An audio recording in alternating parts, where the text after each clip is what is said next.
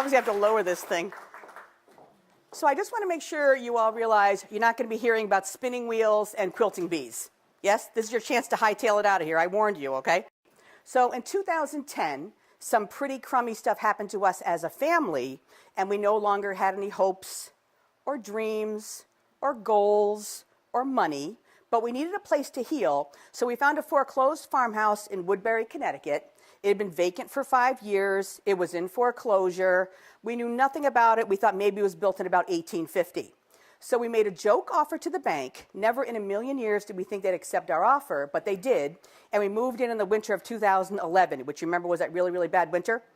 So what happened was, in the 5 years the house was vacant, they were sending property maintenance guys over to take care of the grass, take care of the snow. And I guess just before we moved in, there was a bunch of ice up on the roof. And they sent over a couple of bozos who went up on the roof with axes and hatchets. But it's good, because otherwise I wouldn't be here right now. So unbeknownst to us, they wound up making a hole in the roof so that by the time we moved in, the kitchen ceiling sheetrock, which is a tongue twister, was soaking wet. And when my husband Jim pulled it down, we discovered these original hand-hewn log beams. You sound just like us. So we were like, holy smoke, this must be an old house. So the very next day, I raced off to Woodbury Town Hall. I spent the entire day there, traced the deed back to 1770, signed by King George III, colony of Connecticut. And I didn't realize it then, but now in retrospect, I know that was the beginning of my healing. Now, in our kitchen, we had this old wood stove, not really old, maybe 1940s, 1950s. And the 6 months we lived in the house, I just always had a feeling there was something cool behind the wood stove. So one night at dinner, I mentioned it to my family, and this is just how we operate. Within like 5 minutes, Jim went down to the basement. He came back upstairs with pry bars and sledgehammers. And I always say, I took these photos on my junky, crummy camera. The whole time the kids are going, Mommy, will you chill with the camera? But I'm so glad I took the photos, because otherwise there'd be no story. So what was there wasn't so bad, but I just knew there was something else cool back there. So the next day, Jim came home with a jackhammer. That's actually a drill, but we had a jackhammer. That didn't work very well. We went back to the sledgehammers. This is the worst photo ever taken of us. That really is sweat on Jim. But Eris and I include this photo in every presentation that we do because, like, people come to our house now, we have a lot of events, and they see everything all spiffed up. They don't realize the 3 tons of cement and brick and fieldstone that the 4 of us lugged out of the house. But it was worth it because this is the before photo. This is how it looks now. And then around the corner, there was another solid sheetrock wall. I had a feeling there's something there too. So Eris and Jim pretty much did this one by themselves. So this fireplace was there. And then this is how it looks now. And then we made a lot more discoveries in the meantime, including a paranormal investigation where they really did find really cool evidence. So I think you can see how this all just kind of came to be. Plus, I was originally a high school English and history teacher, so I've always been a history nut. So the title of my presentation is The Not-So-Good Life of the Colonial Goodwife, What Life Was Really Like for New England's Colonial Women, because we've always been curious. Now, Eris is 25, and when I was 25, I never really thought too much about being a female or about being a woman. I just kind of took it for granted. But the older I've gotten, and the more cool women I've met along my journey through the good stuff and the bad stuff, I just have this huge respect for women, and women helping women really has become my thing. So if you take nothing else from this presentation, I want you to think about this quotation. The history of all times, and of today especially, teaches that women will be forgotten if they forget to think about themselves. And that's the whole point of this entire talk. So today we're going to find out what life was really like for New England's colonial women, those topics that nobody ever talks about, but I, for one, always wondered about. Things like menstruation, sex and birth control, childbirth, sickness and medicine, and then just some odds and ends. So you ready? We'll jump in there with menstruation? Okay, good. So, colonial women had far fewer periods than women of today because they spent so much of their adult life either pregnant or breastfeeding that years and years and years could go by without them having a period. Now, apparently, colonial girls got their first period at about age 17. And I always ask audiences, what do you think it is today? I think if you look at the statistics, it's 12 and a half. But I have a friend who teaches in Waterbury, Connecticut. She has a pregnant 11-year-old in her class.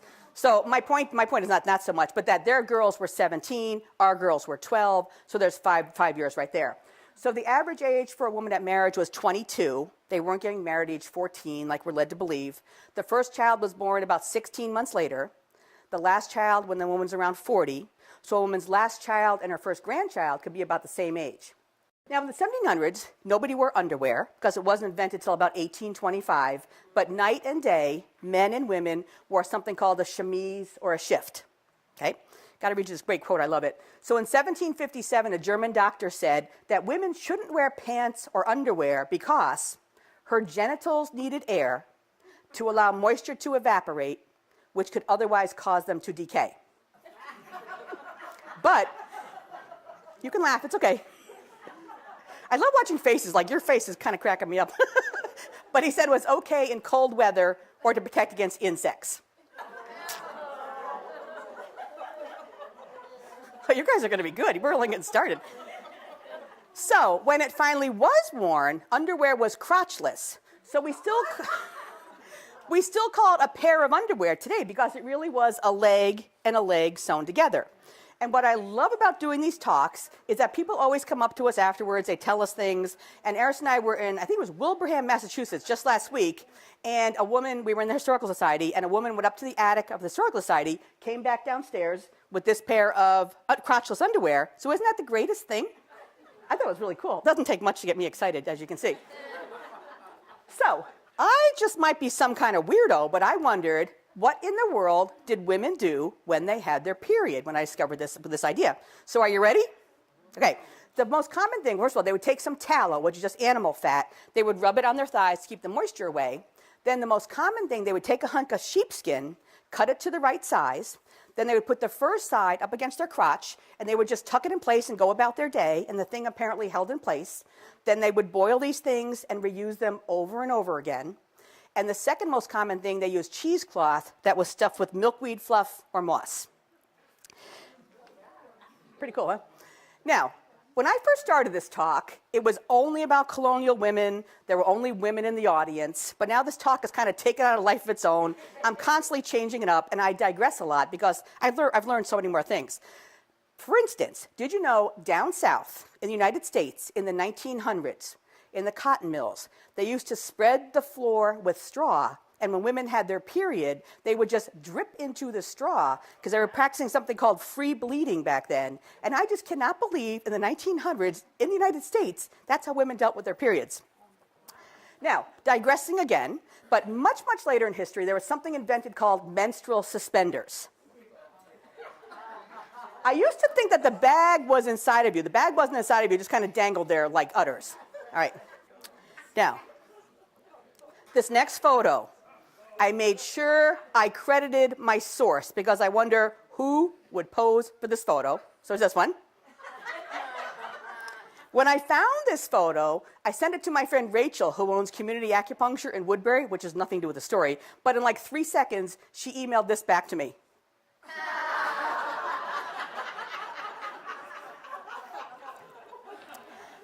Eris and I have kind of a secret code. It's not so secret now. But once in a great while, an audience doesn't laugh at the share slide, and then I'm like, oh my gosh, I have like 45 minutes to go. But you guys passed the test. That was good. Now, like I said, this talk's I digress a lot. So about a year ago, I was speaking at a place called Hopkins Vineyard in Connecticut. And when I was all done, Eris was with me, of course, 4 women came up to us. They said they were all 74 years old. And they said, not this, but the menstrual suspenders didn't really seem that weird to them because when they were girls, they all wore these things called sanitary belts. And this is when the heads always go like this in the audience. Somehow, I escaped these things. I have no idea how. But first of all, look over there on the left. See where it says rust proof? Doesn't that crack you up? And then the naked women there. Doesn't it remind you of those truck drivers with the naked women mud flaps? I just think it's very funny. So I had heard about these sanitary belts, but I swear when the women were talking about them, Eris's mouth was hanging open, and I think the sanitary belts to Eris seemed as crazy as the menstrual suspenders seemed to me, and I cannot believe in our lifetime this is how women dealt with their period. Moving on to sex and birth control. You ready? So a medical guide from that era said that women are but men turned outside in, and they believed the vagina and ovaries were internal versions of the penis and the testicles. But women's bodies were weaker, we were more prone to disease, we lacked the heat to grow external genitals, and so women were designed by God to be subordinate to men. But Women needed sex for their health and well-being, and we had less control over our sexual desires. And they believe that celibate women developed something called green sickness. And if you had green sickness, your arms and legs swelled up, you got heart palpitations, your face turned kind of green. And you know what the remedy was for green sickness? Well, you're close. Marriage. But yeah, they went hand in hand. Now, birth control before the early 1800s were things like sea sponges, quinine, rock salt, and a mixture of crocodile dung and honey put inside the vagina to help prevent pregnancy. Now, when I learned this, I wondered, where did some New England colonial woman get her hands on crocodile poop? So the person that made it the most clear to me was our son, Mick. So Mick went to the University of Puerto Rico. He loved it so much that he stayed. He's actually there right now, and we have not heard from him since Tuesday night. That's a whole other story. I'm sure he's fine. But anyway, he came up and he heard one of my talks, and he said, Mommy, I think you have to stop and think that to the colonists, a crocodile would be kind of like what the Loch Ness Monster or a unicorn would be to us. So just this kind of like fantastical creature. So the fact that it was crocodile poop really had nothing to do with it. It was just this powder that mixed with honey that once it went inside the vagina acted as a kind of diaphragm sort of thing. So I really don't think the crocodile poop had anything to do with it, although quite a few people have said you probably smelled so bad that your husband probably didn't come anywhere near you. So it was also suggested that women try jumping backwards 7 times after intercourse to expel sperm. They believe that you should drink the water that blacksmiths use to cool metals. Right now, I'm a hands-on science teacher now, and I was trying to look at everything scientifically, but I cannot for the life of me think what this could have been. And I'm almost embarrassed to admit, I hadn't been to Sturbridge Village for quite a while, but last summer we had company, so we took them to Sturbridge Village. And at one point, I was alone with the blacksmith, which sounds really creepy, but it wasn't. And I asked the guy, did he know anything about this? And he just looked at me like I was a total whack job, so he didn't know anything about this either. And he also said women should smear ginger, tobacco juice, olive oil, or pomegranate pulp around the vagina to help kill sperm. Now, condoms existed, and they were made of animal intestines, linen soaked in sulfur or lye, or fish bladder, and they said the problem with them was that they fell off. Now, I always say falling off, to me, would be the least of the problems. I would not want something soaked in lye inside of me, would you? And I've done more research, and I just love the visual image of this, that the way you kept this condom on was with a little ribbon. So I just picture a little ribbon in a bow trying to tie it on the end there. So women in early America, they referred to childbirth as the greatest of earthly miseries, and they faced childbirth not with joy, but with the fear of their lives. Now, there's conflicting information, but all the sources say that somewhere between 25 and 50% of women died in childbirth. And since most women were pregnant somewhere between 8 and 10 times, there's a very good chance something bad was going to happen to you. But as bad as those numbers were, it got even worse after the 1750s. Do you know why? Yeah, you do. You know. Because after 1750s are when men and forceps got into the act. So it wasn't so much that they were men, and it wasn't even the forceps so much, but just that they would use those forceps on me, then without washing them, use them on you, then use them on you. So they were introducing bacteria into the birth canal, and midwives called them hands of iron. They also used something called the cervical dilator, which looks pretty unpleasant. And I think probably every woman in this room has seen a modern-day speculum, which looks unpleasant. Look what they looked like in the 1770s. The saddest thing I have to speak about, that they've had very crude cesareans if the baby could be saved, but it would be a death sentence for the mother.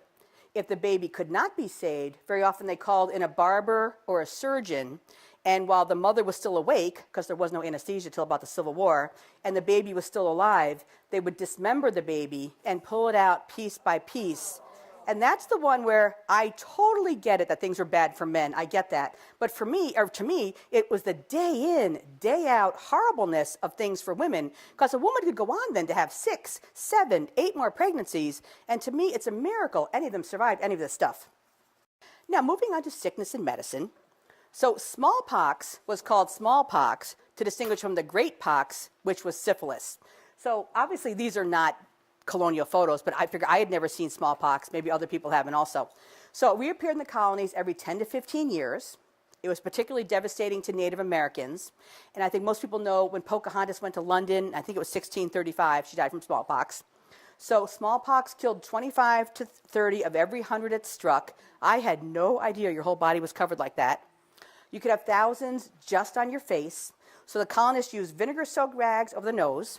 They wore amulets of animal teeth or bags of camphor around the neck. They carried lengths of tarred rope, and they wore garlic in their shoes. The most common cause of death in kids was something called bloody flux, which they also called summer complaint, which we now know actually is dysentery. So it spread through the oral fecal route. The primary symptom was bloody diarrhea, and kids were given pills made from black pepper, flour, and turpentine. And if that didn't work, they tried this remedy. So take an egg and boil it very hard, then pull off the shell and put it as hot as you can well endure into the fundament or anus of the patient grieved. Now, first of all, you will never eat egg salad the same, or look at egg salad the same way. And you're going to see the colonists were really big on shoving things up their rear end. This is just the beginning. Now, moving to my conclusion, I like this slide because I think it shows how much and how little has really changed for women. We all know the statistics. We're the only developed country without a paid maternity leave. Many women only make 80 cents on a dollar of what a guy makes. But the whole point of my talk is perhaps women need to be reminded of how far we've come in order to see how far we still can go. Like, for instance, did you know in Connecticut until last summer there was a tax on tampons because tampons are considered a luxury item? I think anybody who's ever used it, you guys have been cool, you don't have your tax, but look at how much the United States still taxes tampons. I'll leave you with one last thought. If you ever had a baby, whether it was a hospital birth, a home birth, with a midwife, aren't you glad that whoever trained to deliver your baby didn't train on this thing? This is called the obstetric phantom. This is how medical students train to deliver babies. People always look like, what the heck am I looking at? There's another angle of it here. And then my final slide are my yellow legal pads. So I think you can tell I'm kind of all over the place. I'm interested in all kinds of things. And I always had yellow legal pads all over the house. I was always taking notes. The kids were always like, Mommy, will you chill with the legal pads? And then when this crummy stuff happened to us, I realized my yellow legal pads were just kind of sitting empty because I really didn't know what I was going to be doing next with my life. So then when I discovered these colonial women, I kind of felt myself coming back to life. I wasn't suicidal, but I felt myself coming back to life. I started taking notes again. They started filling up. And now every time I do this talk, I kind of feel like I'm paying tribute to the women who saved me. So I just ask that every once in a while, just think about our foremothers, whatever era they're from, because to me, it's a miracle that any women ever survived any of this stuff. And that's my presentation.